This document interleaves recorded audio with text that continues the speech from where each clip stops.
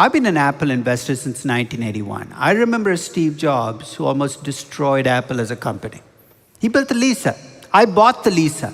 Horrible computer. So the first iteration of Steve Jobs, he was not the right CEO for Apple, right? Second iteration, somehow it became this magical success story. You know what was different? He had a chief operating officer named Tim Cook, who doesn't have a visionary bone in his body, but he can make the trains run on time.